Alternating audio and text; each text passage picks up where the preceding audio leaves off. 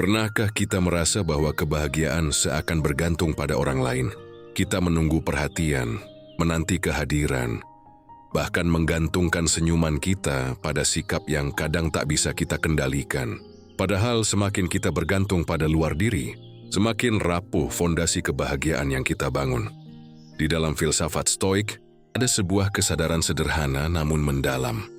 Apa yang berada di luar kendali kita bukanlah sesuatu yang layak dijadikan sandaran utama. Kebahagiaan sejati lahir dari dalam, dari cara kita mengelola pikiran, memaknai hidup, dan berdamai dengan diri sendiri. Ketika kita menaruh harapan pada orang lain untuk mengisi kekosongan di hati kita, pada akhirnya yang muncul hanyalah kekecewaan, sebab orang lain tidak pernah diwajibkan untuk membuat kita bahagia. Itu adalah tugas kita sendiri. Disinilah pentingnya melatih pikiran agar tetap teguh. Seperti batu karang yang tak mudah goyah meski diterpa ombak. Bahagia tanpa membutuhkan kehadiran siapapun bukan berarti menolak hubungan. Bukan pula menutup diri dari kasih sayang. Namun lebih kepada berdiri kokoh di atas kaki sendiri. Menemukan ketenangan tanpa harus menunggu validasi. Selamat datang di Arah Mindset, ruang di mana kita belajar mengarahkan pikiran menuju kebijaksanaan dan ketenangan. Karena pada akhirnya, satu hal yang perlu selalu kita ingat, arahkan pikiranmu, temukan ketenanganmu. Pernahkah kita merasa hidup ini melelahkan hanya karena terlalu sering berharap orang lain membuat kita bahagia? Kita menunggu ucapan manis, menanti sikap baik, berharap perhatian, bahkan kadang menuntut orang lain untuk selalu ada. Tapi pada akhirnya, yang datang seringkali justru kecewa. Kita lupa satu hal penting. Kebahagiaan sejati tidak pernah lahir dari luar diri, melainkan dari dalam. Kebahagiaan adalah urusan kita sendiri. Mari kita berhenti sejenak dan renungkan. Kalau kebahagiaan bergantung pada sikap orang lain, bukankah hidup kita akan menjadi permainan nasib? Bayangkan, suasana hati kita naik turun hanya karena seseorang tersenyum atau tidak, hanya karena ada pesan balasan atau tidak, hanya karena ada orang yang hadir atau menghilang. Seakan-akan kita menyerahkan kendali hidup kepada tangan yang bahkan tidak bisa kita kontrol. Abstrak memang itu bukan bentuk perbudakan yang halus. Perbudakan batin yang kita ciptakan sendiri. Filsafat Stoik mengajarkan kita untuk membedakan dengan jelas apa yang berada di bawah kendali kita dan apa yang sama sekali bukan milik kita. Pikiran, penilaian, pilihan, sikap, semua itu milik kita. Tapi ucapan orang lain, sikap mereka, keputusan mereka untuk tinggal atau pergi, itu sepenuhnya di luar kuasa kita. Jika kita meletakkan kebahagiaan di tempat yang tidak bisa kita kendalikan, maka kita sedang menggali sumur kekecewaan. Kebahagiaan itu ibarat api kecil di dalam diri. Ia harus dijaga, dipelihara, dan dilindungi. Kalau kita menyerahkan api itu pada orang lain, kita akan selalu cemas. Apakah mereka akan merawatnya atau justru memadamkannya? Itulah sebabnya kebahagiaan tidak boleh bergantung pada siapapun. Ia harus lahir dari kesadaran bahwa diri kita cukup. Seringkali kita berkata, "Aku bahagia karena dia." Kedengarannya manis, tetapi sejatinya itu berbahaya. Mengapa? Karena saat dia tidak ada, maka hilang pula kebahagiaan kita. Itu artinya kita tidak pernah benar-benar bahagia. Kita hanya meminjam rasa senang yang sewaktu-waktu bisa ditarik kembali. Berbeda dengan seseorang yang berkata, "Aku bahagia karena aku memilih untuk bahagia." Kalimat itu terdengar sederhana, tetapi menyimpan kekuatan besar. Ia menegaskan bahwa bahagia adalah keputusan pribadi. Tidak peduli bagaimana sikap orang lain, tidak peduli situasi apa yang terjadi, kita masih punya ruang di dalam diri untuk menentukan bagaimana kita menanggapinya. Inilah inti dari kebijaksanaan Stoik. Bukan mengendalikan dunia, melainkan mengendalikan diri. Kebahagiaan yang bersumber dari diri sendiri juga memberi kita kebebasan. Kita tidak lagi menjadi tawanan perasaan orang lain. Kita tidak lagi mengemis perhatian. Kita tidak lagi cemas kalau tidak ada yang menemani. Karena kita tahu kebahagiaan itu tidak pernah meninggalkan kita, sepanjang kita menjaganya dalam hati. Lalu bagaimana caranya agar kita bisa menemukan kebahagiaan dalam diri? Pertama, dengan menerima kenyataan bahwa hidup ini tidak bisa selalu sesuai keinginan. Jadi orang akan berubah, situasi akan berganti, harapan bisa runtuh. Tapi di balik semua itu, kita masih memiliki kendali atas pikiran kita. Dengan menerima kenyataan apa adanya, kita berhenti menyiksa diri dengan seharusnya, yang tidak pernah terwujud. Kedua, dengan belajar merasa cukup. Banyak dari kita tidak bahagia bukan karena kurang, tetapi karena selalu merasa kurang. Kita membandingkan diri dengan orang lain, iri pada apa yang mereka punya, lalu melupakan apa yang sebenarnya sudah kita miliki. Padahal rasa cukup adalah salah satu sumber kebahagiaan paling murni. Orang yang bisa berkata, "Aku cukup dengan apa yang ada," adalah orang yang merdeka dari kerakusan. Ketiga, dengan menghargai momen sederhana. Segelas air hangat di pagi hari, udara segar yang masuk ke paru-paru, percakapan ringan dengan diri sendiri, atau bahkan kesunyian yang tenang. Semua itu bisa menjadi sumber kebahagiaan bila kita mau melihatnya. Kebahagiaan sejati tidak selalu meledak besar. Seringkali ia hadir dalam bentuk yang lembut, nyaris tak terlihat, tapi bisa dirasakan oleh hati yang peka. Keempat, dengan merawat pikiran kita. Pikiran ibarat taman. Jika kita biarkan tumbuh liar, penuh rumput liar berupa amarah, iri dan kecemasan, maka taman itu akan gersang. Tetapi jika kita rajin menanam benih syukur, kesabaran, dan pengendalian diri, maka taman itu akan menjadi tempat yang indah untuk ditinggali. Kebahagiaan adalah hasil dari kebersihan taman pikiran kita. Bayangkan jika setiap hari kita menyadari bahwa kita punya pilihan. Apakah ingin menyerahkan kebahagiaan kepada orang lain atau ingin merawatnya sendiri? Pilihan pertama membuat kita selalu menunggu dan cemas, sementara pilihan kedua membuat kita tenang dan teguh. Orang yang memilih kebahagiaan sebagai urusan dirinya sendiri akan selalu lebih kuat menghadapi dunia. Tentu saja, ini bukan berarti kita harus menolak cinta, persahabatan, atau kebersamaan, tidak. Hubungan dengan orang lain tetaplah penting dan indah. Tetapi, hubungan itu seharusnya menjadi tambahan, bukan syarat utama. Orang lain bisa menambah kebahagiaan kita, tapi tidak boleh menjadi satu-satunya alasan kita bahagia. Dengan begitu, saat mereka hadir, kita bersyukur. Saat mereka pergi, kita tetap baik-baik saja. Mari kita jujur kepada diri sendiri. Berapa banyak luka yang kita bawa hanya karena menaruh kebahagiaan di tangan orang lain? Berapa banyak air mata yang jatuh karena ekspektasi yang tidak pernah dipenuhi? Berapa banyak waktu yang terbuang hanya untuk menunggu seseorang yang mungkin tidak pernah kembali? Semua itu terjadi karena kita lupa bahwa kebahagiaan adalah urusan diri kita sendiri. Kita tidak bisa terus-menerus menyerahkan hati kita pada ketidakpastian. Sudah saatnya berdiri tegak, menjaga api kebahagiaan itu dengan tangan kita sendiri. Biarlah orang lain datang atau pergi, kita tetap punya cahaya di dalam diri. Biarlah dunia berubah arah, kita tetap punya kendali atas pikiran kita. Kebahagiaan itu bukan hadiah, bukan sesuatu yang datang dari luar, dan bukan pula hak istimewa orang tertentu. Kebahagiaan adalah keterampilan. Ia bisa dilatih, bisa dipupuk, dan bisa tumbuh jika kita mau mengarahkan pikiran ke arah yang benar. Dan pada akhirnya, inilah pesan yang sederhana namun abadi. Jangan serahkan kebahagiaanmu kepada siapapun, karena ketika kau melakukannya, kau kehilangan kendali atas hidupmu. Ingatlah selalu, kebahagiaan itu urusanmu sendiri. Ia lahir dari pilihanmu, dari caramu melihat dunia, dan dari keputusanmu untuk tidak membiarkan hal-hal di luar kendali merusak kedamaian batinmu. Arahkan pikiranmu, temukan ketenanganmu, karena kebahagiaan sejati sejak awal selalu ada di dalam dirimu sendiri. Pernahkah kita merasa hancur hanya karena seseorang berubah sikap? Pernahkah kita marah, kecewa, atau bahkan kehilangan semangat hidup hanya karena orang yang kita harapkan ternyata tidak memenuhi harapan itu? Jika kita jujur pada diri sendiri, hampir semua dari kita pernah mengalaminya. Dan dari pengalaman itulah kita bisa belajar satu hal penting.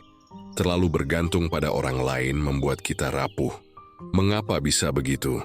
Karena ketika kita menaruh kebahagiaan, harga diri, atau bahkan rasa tenang kita pada orang lain, kita sedang menyerahkan kunci hidup kita ke tangan mereka.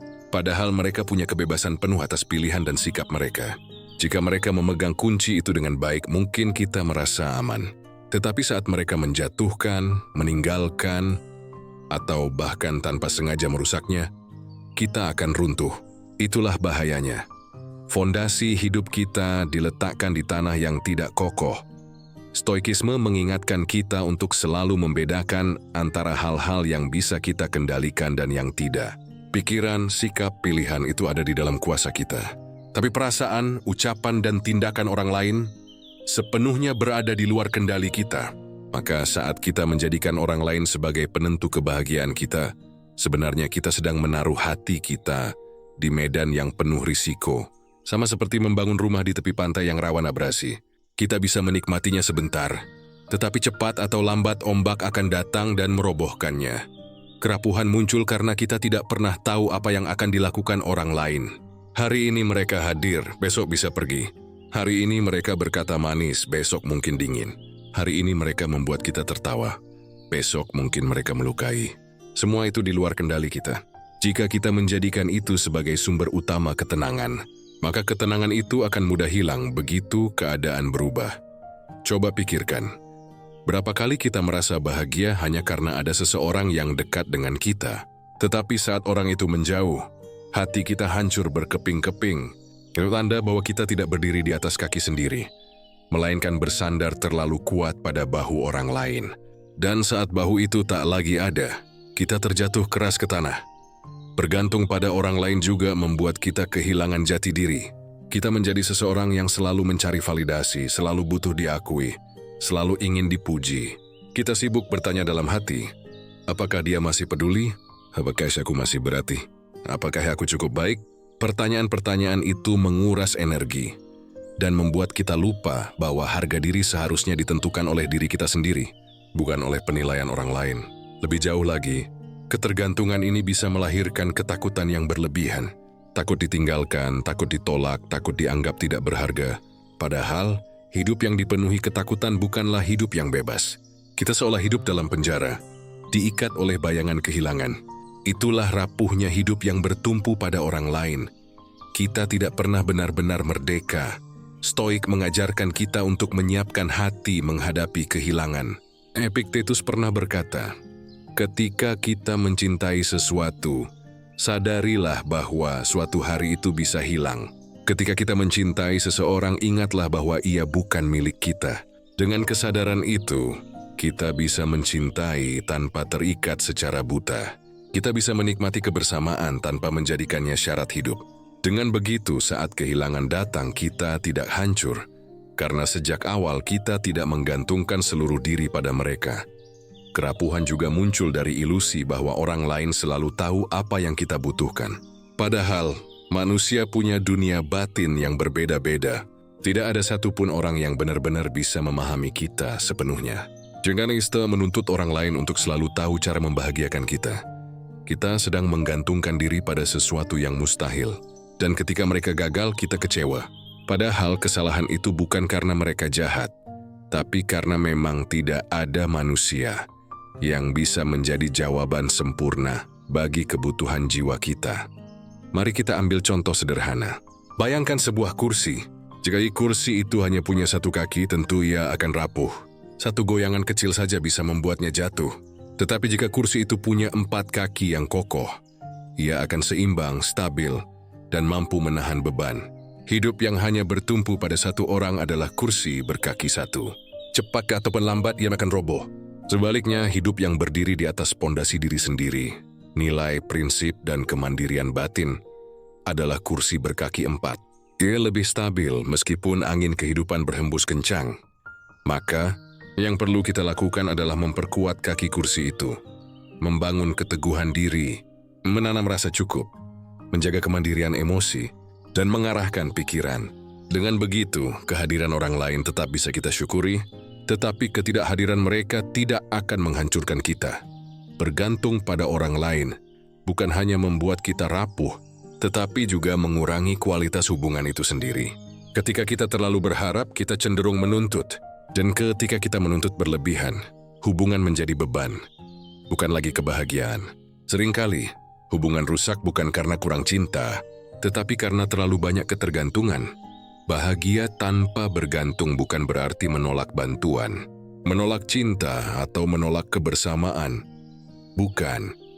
Itu artinya kita bisa menerima cinta tanpa ketakutan, bisa menjalin hubungan tanpa terikat oleh rasa butuh yang berlebihan, bisa bersyukur atas kehadiran tanpa takut kehilangan. Itu adalah kebahagiaan yang matang, yang tidak rapuh hanya karena dunia berubah. Pada akhirnya, rapuh atau tidaknya, kita bergantung pada di mana kita meletakkan pusat kebahagiaan. Jika kita meletakkannya di tangan orang lain, kita akan selalu goyah. Tetapi jika kita meletakkannya di dalam diri sendiri, kita akan kokoh. Kita bisa menyambut orang yang datang dengan syukur dan melepaskan yang pergi dengan tenang. Kita bisa mencintai tanpa rasa takut, dan kita bisa hidup tanpa kecemasan yang berlebihan. Inilah yang dimaksud dengan kebebasan batin, tidak bergantung pada orang lain untuk merasa utuh. Karena kita tahu, kebahagiaan sejati bukanlah sesuatu yang diberikan, melainkan sesuatu yang lahir dari cara kita berpikir, memilih, dan mengendalikan diri.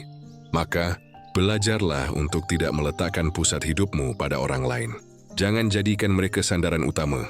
Syukuri kehadiran mereka, nikmati kebersamaan, tetapi jangan pernah serahkan kendali kebahagiaanmu. Karena ketika kau melakukannya, kau sedang menyerahkan hatimu pada sesuatu yang rapuh. Arahkan pikiranmu, temukan ketenanganmu.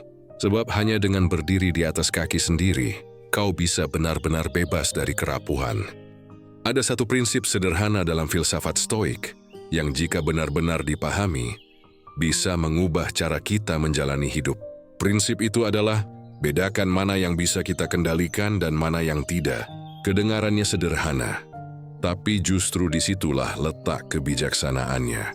Sebab sebagian besar penderitaan manusia lahir bukan dari kenyataan itu sendiri, melainkan dari sikap kita yang keliru dalam menanggapinya. Bayangkan sejenak, betapa sering kita menghabiskan energi hanya untuk marah pada sesuatu yang tidak bisa kita ubah.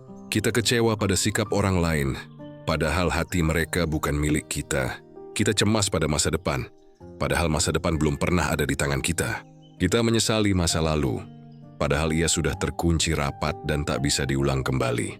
Semakin kita berusaha mengendalikan hal-hal yang memang berada di luar kuasa kita, semakin kita terjebak dalam penderitaan. Stoikisme mengajarkan kita untuk memilah dengan jernih apa yang benar-benar bisa kita kendalikan. Jawabannya, pikiran kita, penilaian kita, pilihan kita, dan sikap kita terhadap keadaan. Tulan wilayah yang sepenuhnya ada di tangan kita. Tetapi, di luar itu semua, ucapan orang lain, nasib yang menimpa, kondisi cuaca, perubahan zaman, itu bukan milik kita. Kita hanya bisa menerimanya, bukan mengendalikannya. Masalahnya, manusia sering membalikkan logika ini. Kita sibuk mengatur orang lain, berharap dunia berjalan sesuai keinginan, menuntut segala sesuatu sesuai dengan bayangan kita. Sementara hal yang seharusnya kita kendalikan, yaitu pikiran dan emosi kita, justru kita biarkan liar tak terkendali. Kita ingin mengatur hal-hal yang tidak bisa diatur, tapi lalai menjaga hal-hal yang seharusnya kita jaga. Inilah akar dari banyak penderitaan batin.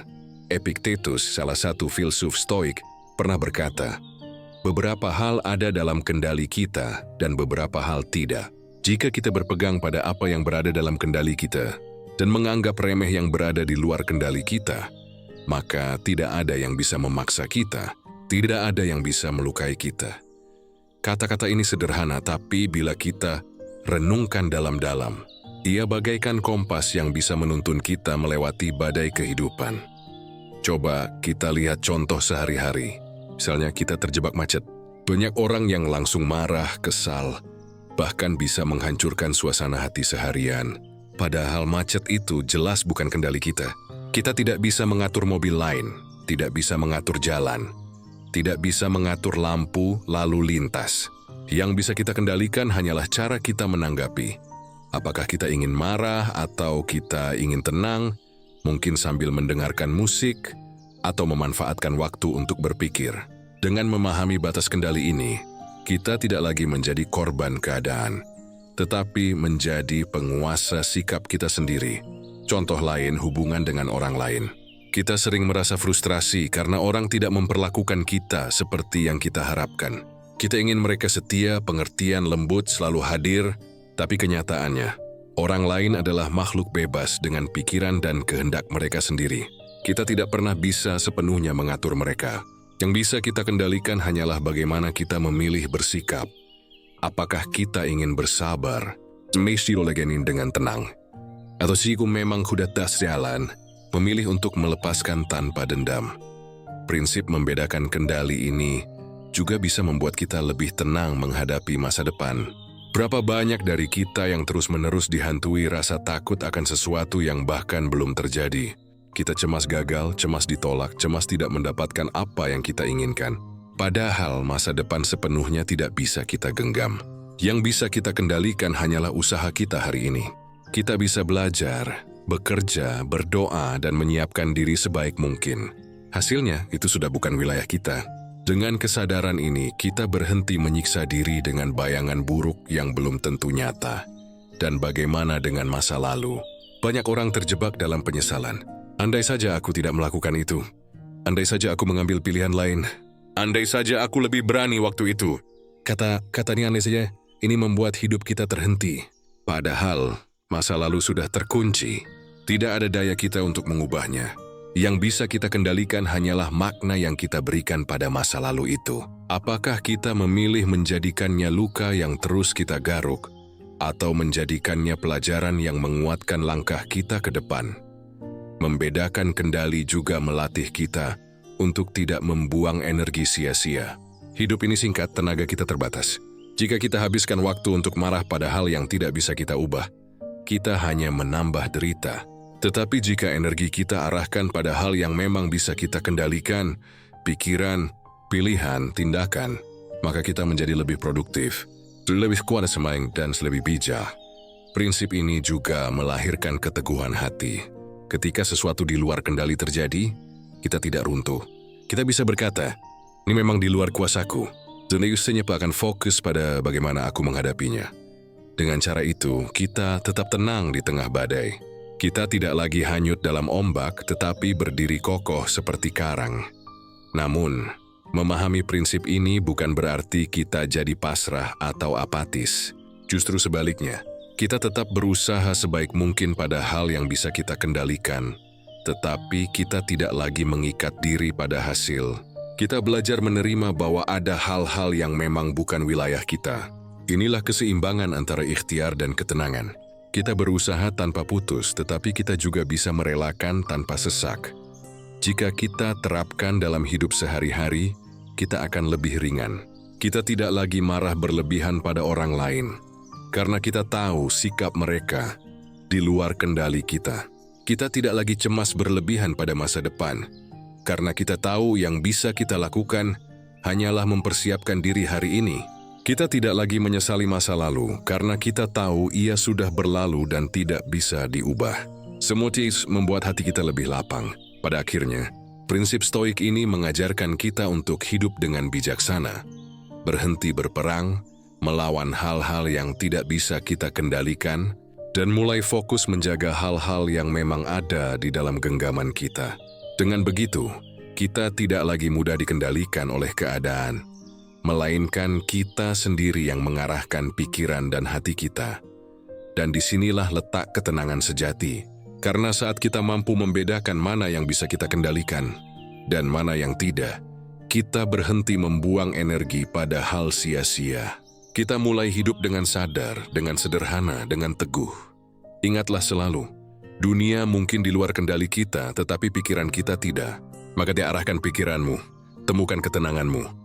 Kesepian, satu kata yang sering ditakuti banyak orang. Kata yang sering dianggap menakutkan, menyesakkan, bahkan menyakitkan. Banyak orang berusaha lari darinya. Mereka mencari keramaian, mencari percakapan tanpa henti, mencari hiburan, bahkan kadang mencari pelarian yang merusak, hanya untuk tidak berhadapan dengan kesepian. Seolah-olah kesepian adalah musuh yang harus dihindari dengan segala cara. Tapi benarkah demikian? Apakah kesepian memang musuh? Atau sebenarnya ia adalah guru yang menyamar, hadir untuk mengajarkan kita sesuatu yang tak bisa kita temukan di tengah keramaian? Stoikisme memandang kesepian bukan sebagai sesuatu yang harus ditakuti, melainkan sesuatu yang perlu dipahami. Kesepian bukan akhir dari segalanya, melainkan pintu menuju pemahaman diri. Ketika dunia sunyi, ketika tidak ada lagi suara di luar, Disitulah kita bisa mendengar suara yang paling sering kita abaikan. Suara hati kita sendiri. Bayangkan, dalam keseharian kita, betapa banyak suara yang mengelilingi. Di media sosial, percakapan, tuntutan pekerjaan, ekspektasi orang lain. Semua data itu berisik memenuhi kepala kita. Kita sibuk mendengarkan dunia, tapi lupa mendengarkan diri sendiri. Lalu ketika kesepian datang, tiba-tiba semua suara itu hilang. Yang tersisa hanyalah diri kita dan pikiran kita. Tidak heran banyak orang merasa takut. Karena di sanalah kita dipaksa berhadapan dengan diri sendiri. Tanpa topeng, tanpa pelarian. Padahal, di sanalah pelajaran berharga dimulai. Kesepian mengajarkan kita untuk mengenal siapa sebenarnya diri kita. Tanpa peran sosial, tanpa pujian, tanpa pengakuan. Yoya bertanya kepada kita, siapa dirimu ketika tidak ada yang menonton? Apakah ini masih bisa tersenyum meski tak ada yang melihat? Apakah kamu masih bisa merasa berarti meski tak ada yang memuji? Pertanyaan-pertanyaan itu mungkin sulit, tapi menjawabnya akan membuat kita menemukan inti diri yang sejati. Kesepian juga melatih kita untuk berdiri di atas kaki sendiri. Selama kita terus-menerus bergantung pada kehadiran orang lain untuk merasa utuh, kita akan rapuh. Tetapi ketika kita berani menghadapi kesepian, kita belajar bahwa kita bisa baik-baik saja. Bahkan ketika sendirian, dari situlah lahir kekuatan batin. Kita menjadi tidak lagi mudah panik saat ditinggalkan, tidak lagi cemas saat sendiri. Kita tahu, kita cukup dengan diri kita sendiri. Banyak orang hebat dalam sejarah justru menemukan kebijaksanaan melalui kesendirian. Para filsuf, penyair, bahkan ilmuwan besar seringkali melahirkan karya-karya mereka bukan di tengah keramaian, melainkan di saat mereka berhadapan dengan sunyi. Karena di sanalah pikiran bisa jernih, di sanalah imajinasi bisa tumbuh, di sanalah hati bisa tenang. Kesepian bukan hukuman, ia adalah ruang latihan yang mengajarkan kita kesabaran, keteguhan, dan kedekatan dengan diri sendiri. Jumia juga memberi kita kesempatan untuk berdialog dengan hal-hal yang sering kita abaikan. Coba perhatikan, saat kita sendiri, pikiran kita mulai muncul tanpa filter. Kadang kita merasa takut, kadang muncul penyesalan, kadang muncul keinginan. Semua itu adalah bagian dari diri kita yang selama ini kita tekan. Kesepian memberi ruang untuk menata ulang, menyembuhkan luka, dan berdamai dengan diri. Apakah itu mudah? Tentu tidak. Kesepian bisa menyesakkan pada awalnya. Ini bisa membuat kita gelisah, merasa hampa, atau bahkan takut. Tapi seperti halnya obat pahit, di balik rasa tidak enak itu ada manfaat besar. Jika kita berani menelan, lambat laun ia akan menyembuhkan. Dalam pandangan Stoik, kesepian adalah pengingat bahwa kita pada dasarnya makhluk yang berdiri sendiri. Kita lahir sendiri, kita mati sendiri, dan di antara dua titik itu, kita akan seringkali berjalan sendiri. Orang lain bisa menemani, bisa memberi warna, bisa memberi makna tambahan, tetapi inti dari perjalanan hidup tetap kita jalani sendirian. Kesepian membantu kita menyadari kenyataan itu, agar kita tidak terlalu bergantung. Walking quoting harus berjalan sendiri. Namun ada satu hal penting. Kesepian yang dimaksud bukanlah kesepian yang lahir dari penolakan diri, melainkan kesepian yang kita gunakan untuk bertumbuh. Ada kesepian yang membuat kita terpuruk, tapi ada juga kesepian yang membuat kita semakin dalam memahami hidup. Bedanya ada pada cara kita memandangnya. Jika kita melihat kesepian sebagai musuh, kita akan merasa terasing. Tapi jika kita melihatnya sebagai guru, kita akan merasa dibimbing. Kesepian juga memberi kita kesempatan untuk menemukan kebahagiaan yang murni. Bahagia yang kecil bergantung pada validasi luar. Bahagia yang tidak bergantung pada jumlah teman, pasangan, atau keramaian. Bahagia yang lahir dari rasa syukur sederhana. Bahwa kita masih bernapas, masih bisa berpikir, masih bisa menikmati kehidupan. Bahagia yang lahir dari keheningan. Dan yang lebih indah lagi, ketika kita sudah bisa berdamai dengan kesepian, kita justru bisa lebih menghargai kebersamaan. Kita tidak lagi mencari orang lain untuk mengisi kekosongan, tapi untuk berbagi kelimpahan. Hubungan pun menjadi lebih sehat, lebih bebas. Karena tidak lagi dibangun atas dasar ketakutan, melainkan atas dasar pilihan. Kita memilih bersama, bukan karena kita takut sendiri, tapi karena kita ingin berbagi. Sudah jauh lebih dewasa, jauh lebih tenang. Jadi kesepian bukanlah musuh yang harus ditakuti. Dia adalah guru yang sabar, yang kadang hadir tanpa diminta, untuk mengingatkan kita bahwa kekuatan sejati ada di dalam diri. Kesepian memberi kita ruang untuk mengenal, merawat, dan menguatkan diri sendiri. Maka jangan lari dari kesepian, sambutlah ia. Duduklah bersama kesepian, dengarkan apa yang ia ingin katakan. Karena seringkali di balik sunyi, kita menemukan suara yang paling jujur tentang diri kita. Dan ketika akhirnya kita bisa berjalan tenang meski dalam kesepian, kita tidak lagi rapuh, kita tidak lagi takut ditinggalkan, kita tidak lagi bergantung. Kita menjadi manusia yang lebih kokoh, lebih bijak, dan lebih bebas. Ingatlah selalu, kesepian bukan akhir, melainkan awal. Ibu bukan dinding, melainkan pintu. Dia bukan musuh, melainkan guru. Arahkan pikiranmu, temukan ketenanganmu. Bahkan dalam sunyi, kau tetap bisa menemukan kedamaian. Seringkali kita mengira bahwa kebahagiaan hanya bisa ditemukan dalam hal-hal besar. Pencapaian gemilang, harta melimpah, pujian orang banyak, atau momen luar biasa yang jarang terjadi. Kita berlari mengejar sesuatu yang megah, berharap suatu hari nanti hidup kita akan terasa lengkap. Namun dalam perlombaan itu kita lupa satu hal. Kebahagiaan sejati justru sering tersembunyi dalam hal-hal sederhana, dalam momen kecil yang kerap kita abaikan.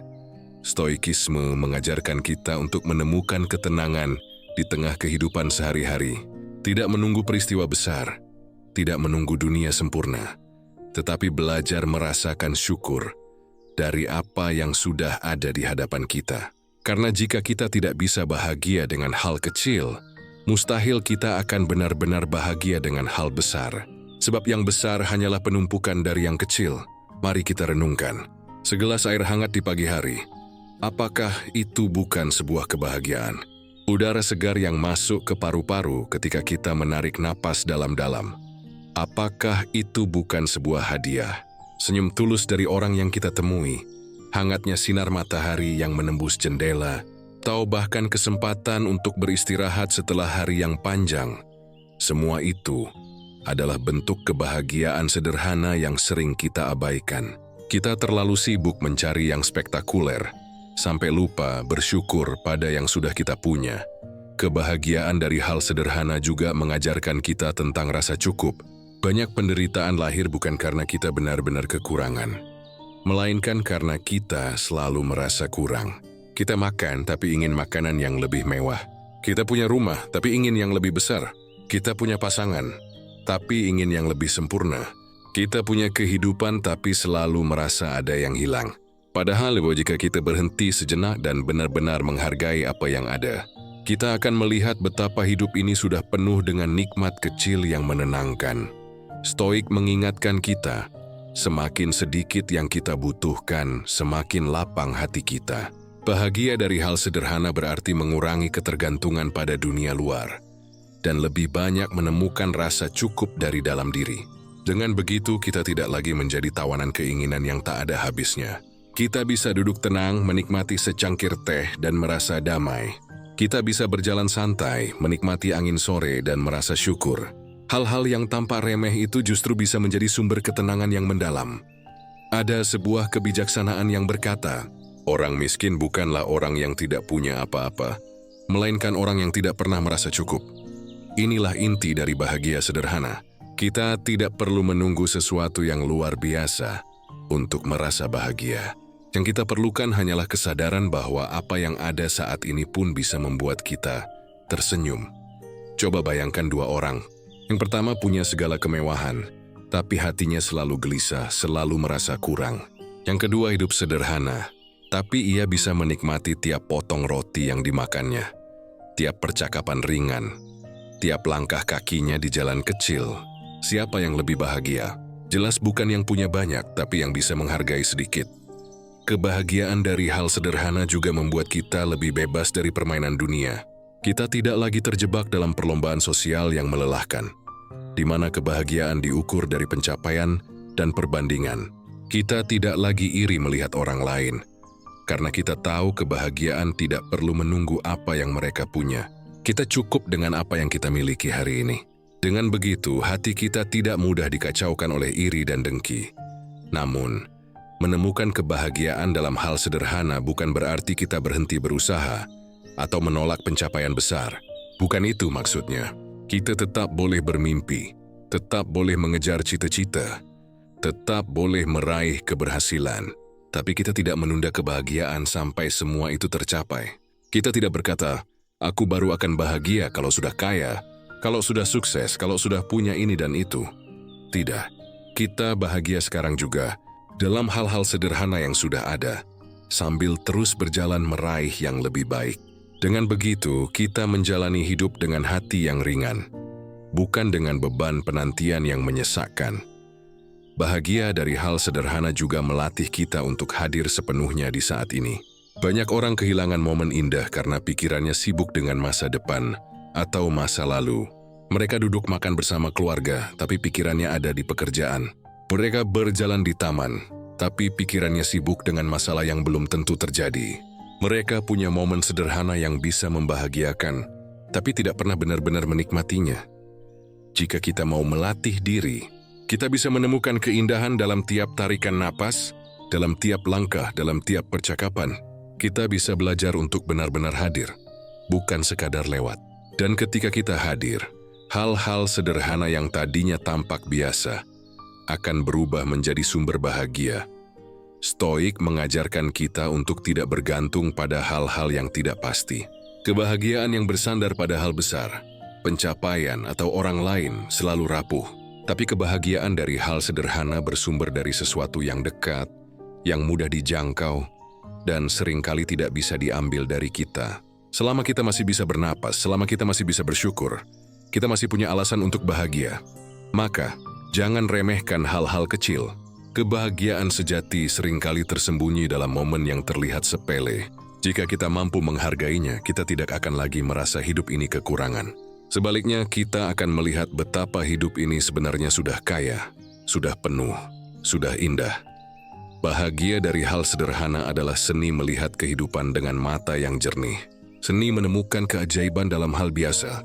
Seni merasakan syukur dalam setiap langkah. Dan pada akhirnya, kebahagiaan bukanlah tentang memiliki segalanya, melainkan tentang menyadari bahwa kita tidak membutuhkan segalanya untuk merasa bahagia. Arahkan pikiranmu, temukan ketenanganmu, karena seringkali bahagia itu tidak jauh. Ia ada dalam hal-hal sederhana yang setiap hari menemani kita.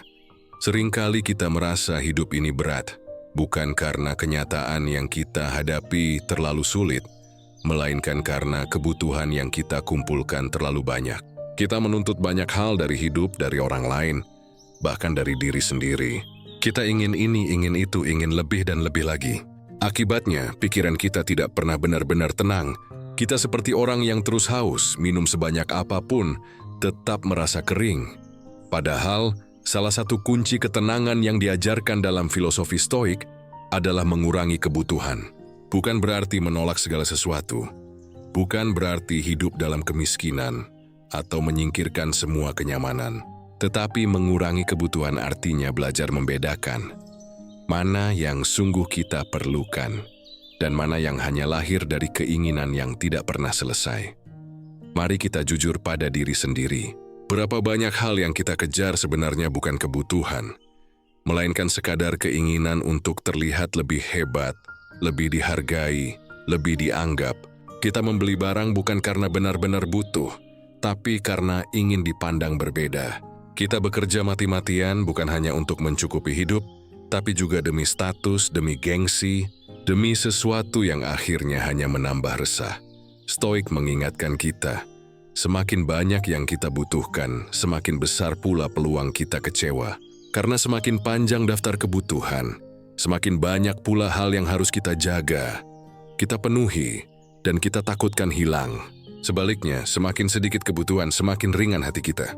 Seperti seorang musafir yang hanya membawa barang secukupnya, ia bisa melangkah lebih jauh dengan beban yang ringan. Ketenangan lahir ketika kita tidak lagi diperbudak oleh keinginan. Lihatlah bagaimana banyak orang yang sudah memiliki segalanya tetap merasa gelisah.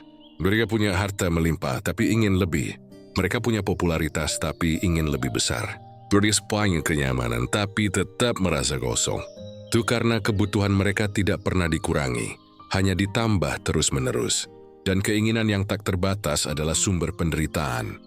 Mengurangi kebutuhan bukan berarti berhenti bermimpi atau berhenti bekerja keras. Bukan.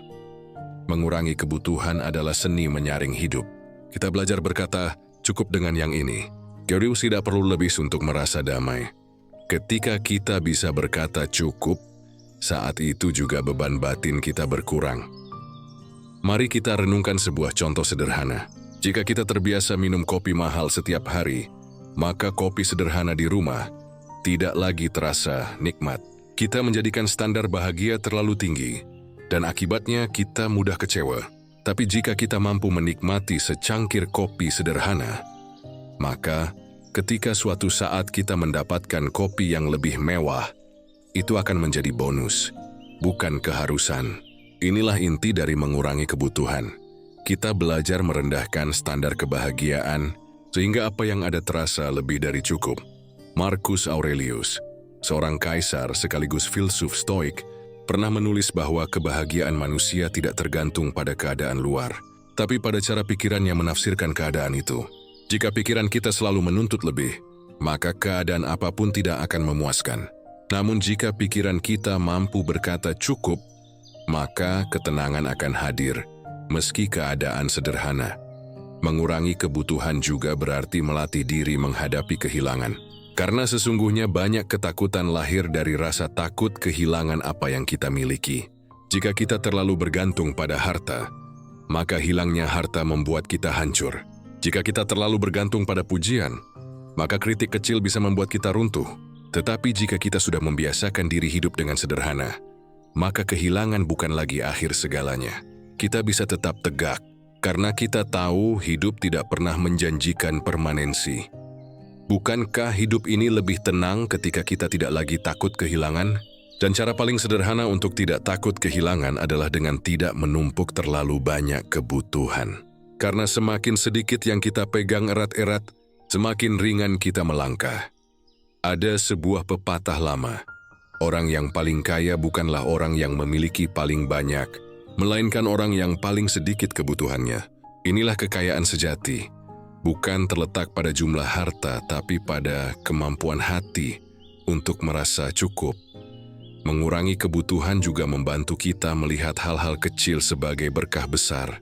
Ketika kita tidak lagi menuntut hidup yang mewah, kita bisa menikmati hal-hal sederhana dengan lebih dalam. Tidur nyenyak menjadi anugerah. Makanan sederhana terasa lezat. Saat waktu bersama keluarga menjadi hadiah. Semua itu hanya bisa kita rasakan jika kita berhenti membandingkan hidup dengan orang lain. Dinai berhenti menambah daftar kebutuhan yang sebenarnya tidak perlu. Tentu, mengurangi kebutuhan bukanlah hal yang mudah. Dunia modern selalu mendorong kita untuk ingin lebih. Iklan, media sosial, lingkungan sekitar, semuanya membuat kita merasa apa yang ada tidak cukup.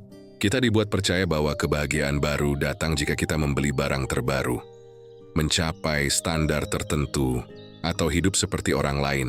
Dumiuspi mengurangi kebutuhan adalah sebuah perlawanan. Perlawanan terhadap godaan luar dan juga terhadap kerakusan batin kita sendiri.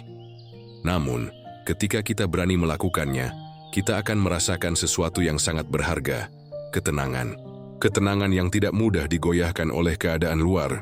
Ketenangan yang lahir dari rasa cukup. Ketenangan yang membuat kita tidak lagi dikuasai oleh keinginan, tapi justru menguasai diri kita sendiri.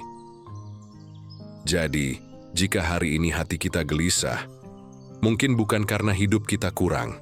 Mungkin justru karena kita terlalu banyak menuntut. Cobalah kurangi kebutuhan. Belajar menikmati yang sederhana. Ucapkan kata cukup dengan tulus. Dan lihatlah bagaimana beban pikiran mulai berkurang, bagaimana hati perlahan menjadi lebih lapang. Karena pada akhirnya, ketenangan bukan datang dari memiliki segalanya, tetapi dari menyadari bahwa kita tidak perlu segalanya untuk bisa merasa damai. Arahkan pikiranmu, temukan ketenanganmu. Dengan mengurangi kebutuhan, kita menemukan kebebasan. Dengan kebebasan, kita menemukan ketenangan. Dan disitulah bahagia sejati tinggal. Banyak orang menjalani hidup dengan keyakinan bahwa kebahagiaan sejati hanya akan hadir jika mereka memiliki seseorang di sisi mereka, pasangan, sahabat, keluarga, atau bahkan pengakuan dari orang banyak. Semuanya dianggap sebagai sumber utama kebahagiaan. Tanpa itu mereka merasa kosong. Dengan itu mereka merasa utuh. Namun disinilah letak kesalahpahaman yang membuat banyak jiwa rapuh. Ketika kita menjadikan hubungan sebagai sumber kebahagiaan, kita sedang meletakkan hidup kita di tangan sesuatu yang berada di luar kendali kita. Kita sedang menggantungkan rasa damai pada sesuatu yang tidak pernah bisa kita pastikan. Dan akibatnya, ketika hubungan itu terguncang, hati kita pun ikut runtuh. Filsafat Stoik mengajarkan, kebahagiaan yang sejati lahir dari dalam diri. Hubungan seindah apapun hanyalah bonus, bukan sumber. Kehadiran orang lain dalam hidup kita bisa membawa warna, bisa membawa kehangatan, bisa menambah rasa syukur. Tapi ia tidak boleh menjadi syarat mutlak. Karena jika kita meyakini tanpa orang lain kita tidak bisa bahagia, maka kita sedang menyiapkan penderitaan bagi diri sendiri. Mari kita renungkan, berapa banyak orang yang terjebak dalam hubungan yang salah hanya karena mereka takut kesepian. Mereka memilih bertahan meski tersakiti, karena mereka percaya lebih baik bersama siapa saja daripada sendirian. Tapi pada akhirnya, hubungan semacam itu bukan menambah kebahagiaan, justru merampas ketenangan. Mereka lupa bahwa kebahagiaan sejati bukan datang dari bersama siapa, melainkan dari bagaimana kita berdamai dengan diri sendiri. Hubungan yang sehat adalah bonus, bukan obat penawar luka batin. Jika kita masuk ke dalam hubungan dengan hati yang kosong, berharap orang lain mengisinya, kita akan menuntut terlalu banyak. Kita akan kecewa, karena orang lain tidak pernah bisa menanggung beban sebesar itu. Tapi jika kita masuk ke dalam hubungan dengan hati yang sudah cukup, yang sudah tenang, maka hubungan itu menjadi ruang berbagi, bukan ruang menuntut. Kita tidak lagi berkata, "Aku butuh kamu untuk membuatku bahagia." Tapi kita berkata, "Aku sudah bahagia, dan aku ingin berbagi kebahagiaan ini denganmu." Inilah perbedaan yang sangat mendasar. Hubungan sebagai sumber akan membuat kita terikat, bergantung, bahkan terperangkap. Hubungan sebagai bonus akan membuat kita bebas, ringan, dan penuh syukur. Jika hubungan itu hadir, kita bersyukur. Jika ia pergi, kita tetap bisa berdiri. Stoik juga mengingatkan kita bahwa semua yang berada di luar diri kita bersifat sementara. Orang yang kita cintai, sahabat yang kita percaya, bahkan keluarga yang kita sayangi, suatu saat bisa pergi, entah karena jarak, perbedaan, atau karena takdir yang tidak bisa ditolak. Jika kebahagiaan kita sepenuhnya bertumpu pada mereka, maka kita akan hancur ketika kehilangan. Tapi jika kita sejak awal sudah memahami bahwa hubungan adalah bonus, kita akan bisa menerima perpisahan dengan lebih lapang. Bukan tanpa luka, tapi tanpa kehilangan diri kita sendiri. Kita tentu boleh mencintai, boleh membangun hubungan, boleh merawat ikatan dengan orang lain. Namun kita perlu selalu ingat, mereka bukanlah satu-satunya alasan kita bahagia. Priest adalah tambahan yang memperkaya hidup, bukan pondasi yang menopangnya. Pondasi itu harus kita bangun sendiri. Dari pikiran yang sehat, dari hati yang bersyukur, dari jiwa yang tenang. Mari bayangkan sebuah rumah. Jika kita membangun rumah dengan pondasi yang rapuh, lalu kita menaruh seluruh beban pada dekorasi di dinding, rumah itu akan mudah runtuh. Hubungan adalah dekorasi indah, tapi pondasinya adalah diri kita sendiri. Kita yang menentukan seberapa kuat rumah itu berdiri. Banyak orang baru menemukan makna ini ketika mereka kehilangan. Ketika orang yang mereka cintai pergi. Ketika sahabat berkhianat. Ketika hubungan yang mereka anggap abadi hancur. Saat itu mereka sadar, menggantungkan seluruh kebahagiaan pada orang lain adalah sebuah kesalahan. Tapi mengapa menunggu kehilangan untuk belajar? Kita bisa melatih diri sejak sekarang. Menjadikan hubungan sebagai pelengkap, bukan penentu utama. Dan menariknya, ketika kita berhenti menuntut hubungan untuk menjadi sumber bahagia, justru disitulah hubungan menjadi lebih sehat. Kita tidak lagi menekan pasangan dengan ekspektasi yang berlebihan. Kita tidak lagi membebani sahabat dengan tuntutan yang tak masuk akal. Kita hadir dengan hati yang sudah utuh. Dan keutuhan itu membuat hubungan lebih ringan, lebih jujur, lebih tulus. Karena sesungguhnya, hubungan terbaik bukanlah ketika dua orang saling melengkapi kekosongan masing-masing, melainkan ketika dua orang yang sudah merasa cukup memilih untuk berbagi perjalanan. Mereka tidak saling menuntut untuk mengisi kekurangan, melainkan saling mendukung untuk tumbuh bersama. Jadi, Marilah kita berhenti meyakini bahwa tanpa hubungan kita tidak bisa bahagia. Bahagia itu lahir dari dalam. Hubungan hanyalah bonus yang memperkaya perjalanan.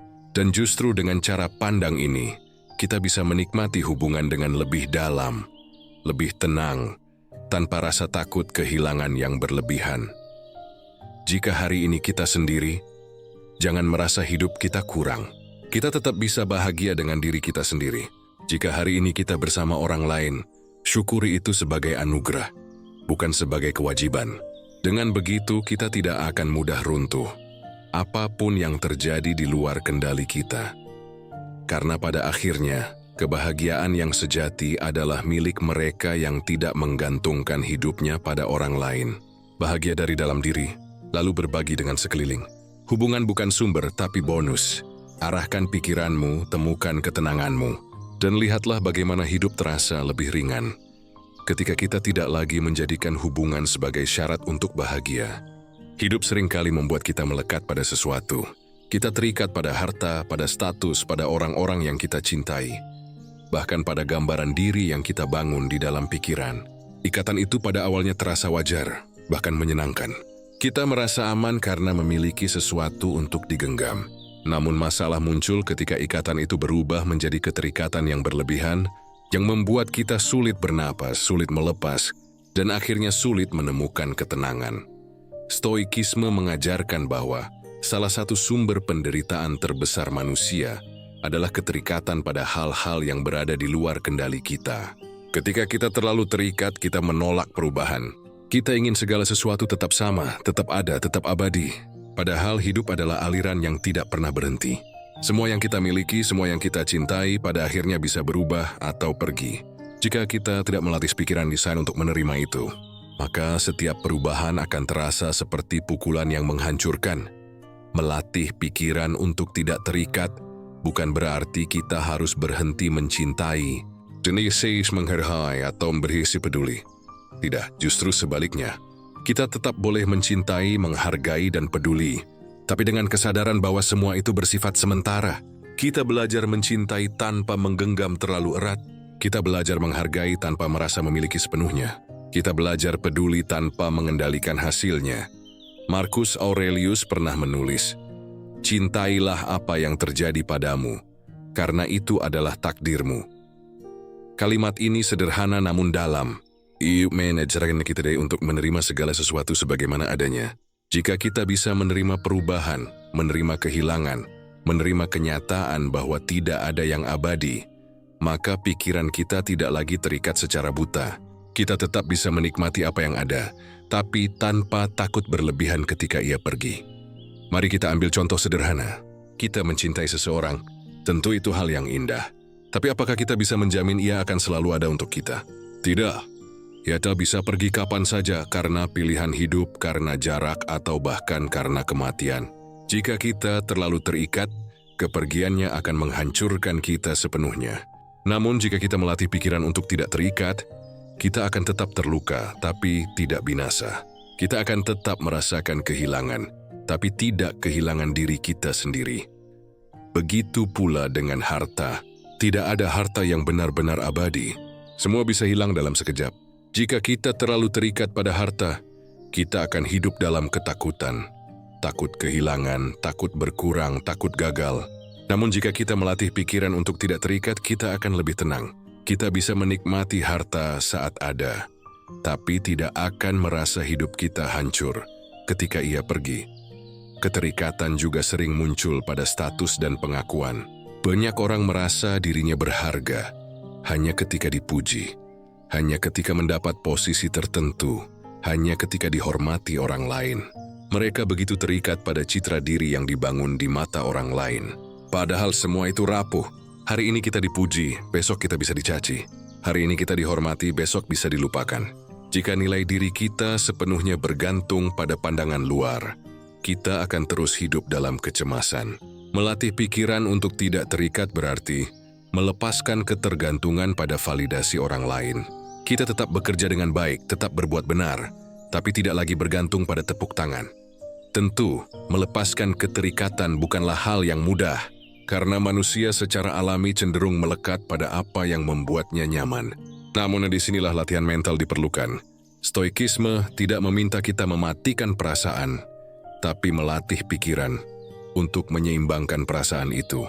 Kita tetap bisa merasakan cinta, kebanggaan, dan kepedulian, tapi dengan kesadaran penuh bahwa semuanya bisa berubah. Salah satu latihan sederhana adalah mengingat kefanaan. Setiap kali kita menikmati sesuatu, kita bisa berkata pada diri sendiri, "Ini indah, tapi ini sementara." Kalimat itu bukan untuk merusak momen, melainkan untuk membuat kita lebih menghargai momen. Karena ketika kita sadar sesuatu tidak akan bertahan selamanya, kita justru lebih tulus menikmatinya saat masih ada. Latihan lain adalah dengan mengurangi kelekatan pada hal-hal kecil dalam keseharian. Misalnya ketika sesuatu tidak berjalan sesuai rencana, cuaca hujan saat kita ingin keluar, makanan yang kita pesan tidak sesuai, atau orang lain tidak bertingkah seperti yang kita harapkan. Disitulah kita bisa melatih diri. Liri alisi marah atau kecewa dan berlebihan, kita bisa berkata, "Hal ini di luar kendaliku, maka tidak layak aku biarkan merusak ketenanganku." Latihan-latihan kecil seperti ini perlahan membangun kekuatan mental untuk menghadapi hal-hal yang lebih besar, melatih pikiran untuk tidak terikat juga, membuat kita lebih bebas, bebas dari rasa takut kehilangan, bebas dari kecemasan akan masa depan, bebas dari jeratan masa lalu. Kita tidak lagi hidup dengan rasa was-was, karena kita tahu segala sesuatu memang bisa berubah. Kita menerima perubahan sebagai bagian dari hidup, bukan sebagai musuh. Dan kebebasan inilah yang melahirkan ketenangan. Ketika kita tidak lagi terikat pada apapun secara berlebihan, kita bisa berdiri teguh di tengah badai kehidupan. Kita bisa tetap damai meski keadaan di luar kacau. Kita bisa tetap bersyukur meski kehilangan sesuatu. Kita bisa tetap melangkah meski dunia berubah. Pada akhirnya, melatih pikiran untuk tidak terikat bukan berarti hidup tanpa cinta, tanpa kepedulian, atau tanpa harapan. Justru sebaliknya, kita bisa mencintai lebih tulus karena kita tidak takut kehilangan. Kita bisa peduli lebih dalam karena kita tidak menuntut balasan. Kita bisa berharap tapi tanpa terjebak dalam kekecewaan. Keterikatan adalah akar penderitaan, dan melepaskannya adalah jalan menuju ketenangan. Bukan berarti kita berhenti merasakan, tapi kita merasakan dengan kesadaran. Kita menikmati tanpa menggenggam. Kita mencintai tanpa takut kehilangan. Kita hidup sepenuhnya tanpa terikat sepenuhnya. Arahkan pikiranmu, temukan ketenanganmu. Karena hanya dengan pikiran yang bebas dari keterikatan, kita bisa benar-benar merasakan kebahagiaan yang kokoh, yang tidak mudah runtuh oleh perubahan dunia. Banyak orang menjalani hidup dengan keyakinan bahwa kebahagiaan adalah sesuatu yang datang secara kebetulan. Mereka menunggu momen tertentu, menunggu keadaan berubah, menunggu dunia bersikap baik pada mereka, baru kemudian bisa merasa bahagia. Seolah-olah kebahagiaan adalah hadiah yang datang dari luar, bukan sesuatu yang bisa mereka tentukan sendiri. Pola pikir seperti ini seringkali membuat hidup terasa penuh penantian. Kita menunggu pekerjaan yang lebih baik, menunggu pasangan yang lebih ideal, menunggu kesempatan besar, menunggu nasib berpihak, dan sementara kita menunggu, waktu berjalan, hidup lewat, dan kita kehilangan momen-momen kecil yang sebenarnya bisa membawa kebahagiaan jika saja kita memilih untuk menyadarinya. Stoikisme memberikan pandangan yang berbeda. Kebahagiaan bukanlah kebetulan, melainkan pilihan. Juga tidak bergantung pada keberuntungan, tidak bergantung pada cuaca, tidak bergantung pada orang lain. Kebahagiaan adalah hasil dari cara kita mengelola pikiran, cara kita memaknai peristiwa, cara kita memilih untuk merespons apa yang terjadi dalam hidup. Kita tidak bisa mengendalikan dunia luar, tapi kita bisa mengendalikan sikap kita terhadap dunia luar. Inilah inti dari kebebasan sejati. Dua orang bisa mengalami kejadian yang sama, tapi merasakan hal yang sangat berbeda. Seseorang mungkin menganggap sebuah kegagalan sebagai akhir segalanya, sementara orang lain melihatnya sebagai kesempatan belajar. Peristiwa sama, tapi sikap berbeda. Dan dari sikap itulah lahir kebahagiaan atau penderitaan. Kebahagiaan sebagai pilihan, berarti kita tidak lagi menunggu keadaan sempurna. Karena keadaan sempurna tidak pernah ada. Selalu ada kekurangan, selalu ada tantangan, selalu ada hal yang tidak sesuai dengan keinginan kita. Jika kita menunggu semua itu hilang, kita tidak akan pernah menemukan kebahagiaan. Tetapi jika kita memilih untuk bahagia di tengah ketidaksempurnaan itu, maka kita bisa merasakannya sekarang juga. Marcus Aurelius pernah menulis, "Kebahagiaan dalam hidupmu bergantung pada kualitas pikiranmu." Kata-kata ini sederhana, tapi menyimpan kekuatan besar. Dia menegaskan bahwa kebahagiaan bukan ditentukan oleh apa yang terjadi pada kita, tapi oleh bagaimana kita menafsirkan apa yang terjadi. Pikiran kitalah yang memberi warna pada hidup. Mari kita ambil contoh sederhana. Kuacauhan. Bagi sebagian orang, hujan berarti hambatan, berarti kesulitan, berarti alasan untuk mengeluh. Tapi bagi sebagian orang lain, hujan adalah kesempatan untuk beristirahat, untuk merenung, untuk menikmati suara alam yang menenangkan. Hujan tetap hujan, tapi pilihan kita untuk melihatnya sebagai masalah atau anugerah yang menentukan apakah kita bahagia atau tidak. Begitu pula dalam kehidupan sehari-hari. Kita bisa memilih untuk marah ketika menghadapi orang yang tidak sopan, atau memilih untuk tetap tenang. Kita bisa memilih untuk kecewa ketika rencana gagal, atau memilih untuk melihatnya sebagai bagian dari perjalanan. Kita bisa memilih untuk merasa kurang dengan apa yang ada, atau memilih untuk bersyukur, meski sederhana. Semua itu adalah pilihan. Masalahnya banyak orang tidak menyadari bahwa mereka punya pilihan. Mereka merasa terjebak, merasa dipaksa oleh keadaan. Padahal, yang memaksa mereka bukan keadaan, melainkan cara pikir mereka sendiri. Stoik mengajarkan bahwa meski dunia luar tidak bisa kita kendalikan, dunia batin selalu ada dalam genggaman kita. Kita bisa memilih pikiran yang menenangkan, atau membiarkan diri diperbudak oleh pikiran yang membuat resah. Kebahagiaan sebagai pilihan juga berarti kita harus aktif melatih diri. Sama seperti otot yang kuat karena dilatih, pikiran yang tenang juga terbentuk karena kebiasaan. Kita melatih diri untuk melihat hal-hal kecil dengan syukur, melatih diri untuk tidak reaktif terhadap hal-hal di luar kendali, melatih diri untuk kembali pada ketenangan meski keadaan kacau. Dengan latihan itu, lambat laun kita semakin mudah memilih bahagia. Ada kalanya orang bertanya, apakah mungkin memilih bahagia di tengah penderitaan? Pertanyaan ini wajar, karena penderitaan memang nyata dan tidak bisa kita abaikan. Tetapi memilih bahagia bukan berarti menolak rasa sakit, bukan berarti kita pura-pura kuat atau menutup mata dari kenyataan. Memilih bahagia berarti menerima rasa sakit itu sebagai bagian dari hidup, tapi tidak membiarkan rasa sakit itu merampas seluruh jiwa kita. Kita bisa terluka tapi tetap memilih untuk tidak kehilangan harapan. Kita bisa kecewa tapi tetap memilih untuk tidak menyerah. Kita bisa sedih tapi tetap memilih untuk melangkah.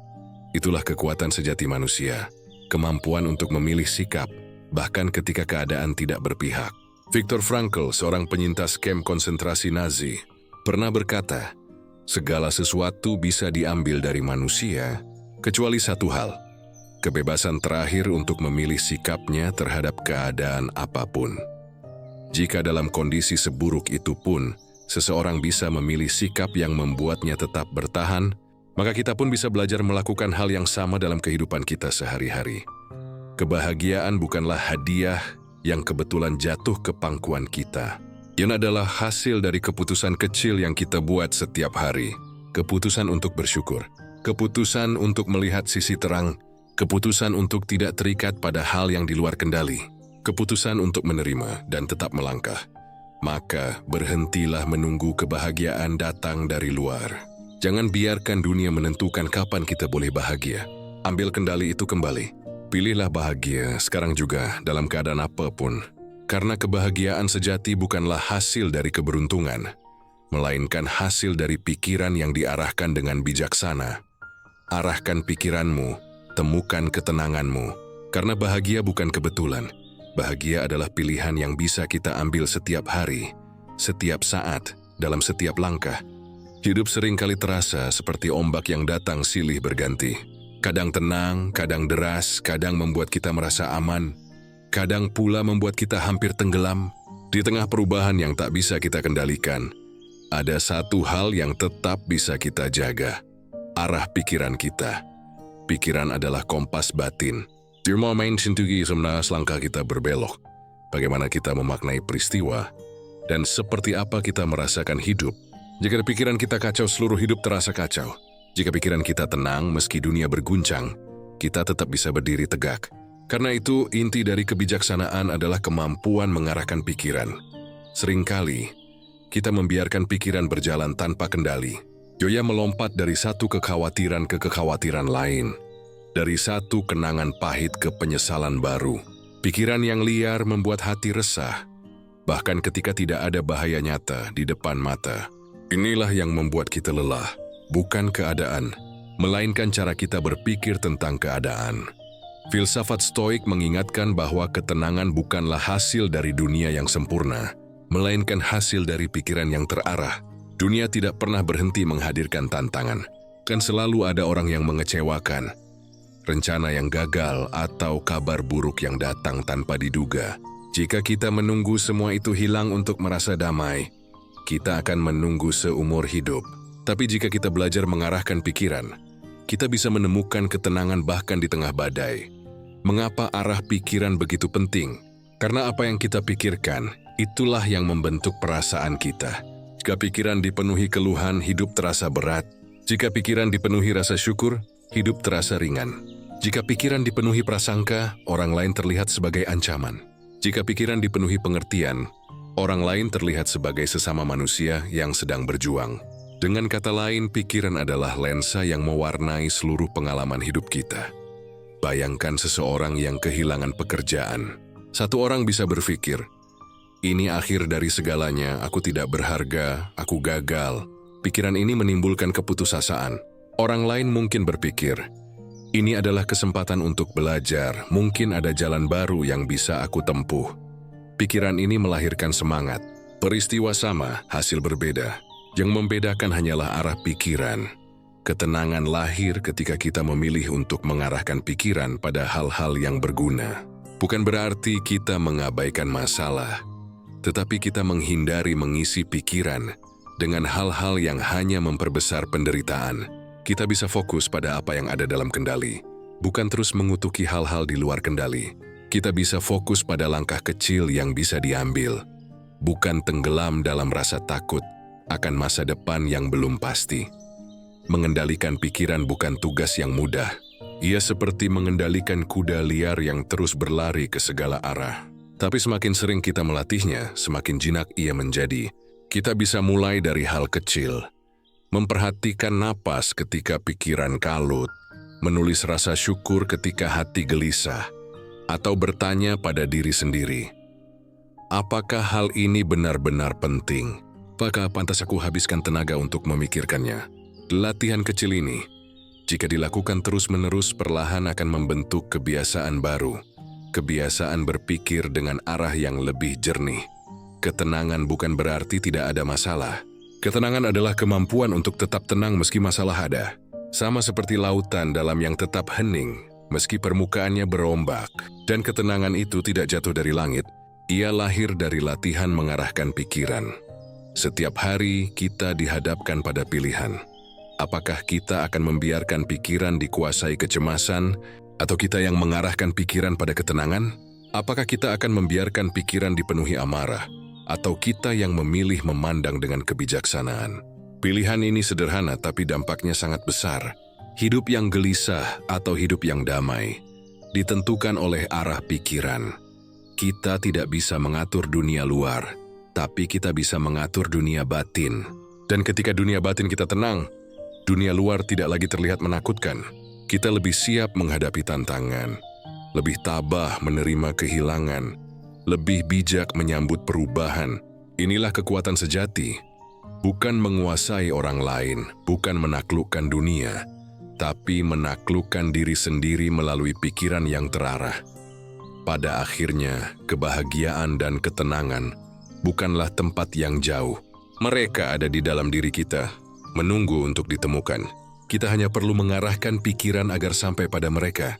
Seperti pelaut yang menyesuaikan layar agar kapal tetap melaju, kita pun bisa menyesuaikan arah pikiran agar hidup tetap berjalan dengan tenang.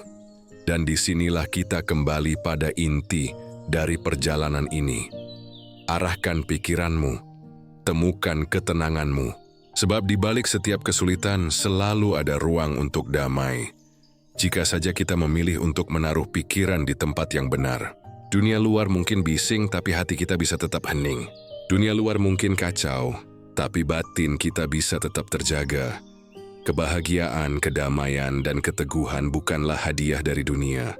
Juriku, Elai Warstari Firi yang diterai. Jaminan setiap hari, setiap saat, kita punya kesempatan untuk memilih. Apakah kita akan dikuasai oleh pikiran yang liar, atau kita yang menguasai pikiran itu dengan kebijaksanaan? Karena sesungguhnya, satu hal yang tidak bisa diambil dari kita adalah kebebasan untuk mengarahkan pikiran kita. Dan dari kebebasan itulah lahir ketenangan yang sejati. Arahkan pikiranmu, temukan ketenanganmu. Itulah inti dari kehidupan yang lebih damai, lebih kuat, dan lebih bermakna. Hidup ini adalah perjalanan panjang, dan kita semua membutuhkan pengingat agar tidak tersesat dalam kebisingan dunia. Disinilah arah mindset hadir, sebagai ruang untuk menenangkan pikiran, mengasah kebijaksanaan, dan menemukan arah yang lebih jernih dalam menjalani hidup. Jika apa yang baru saja kamu dengar memberi ketenangan, jangan biarkan perjalanan ini berhenti di sini. Selalu ada pelajaran baru, selalu ada sudut pandang yang bisa membuka mata kita, dan selalu ada kesempatan untuk melatih pikiran agar lebih kuat. Maka, saya mengajakmu untuk terus bersama dalam perjalanan ini.